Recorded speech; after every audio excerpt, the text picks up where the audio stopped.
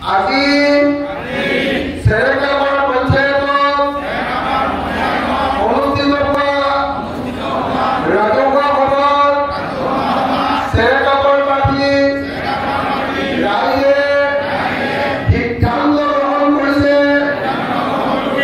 যে ভাৰতৰ এজন শ্ৰেষ্ঠ সাংসদ আৰু অসমৰ সন্তান বীৰত্বপূৰ্ণ ভূমিকা গ্ৰহণ কৰা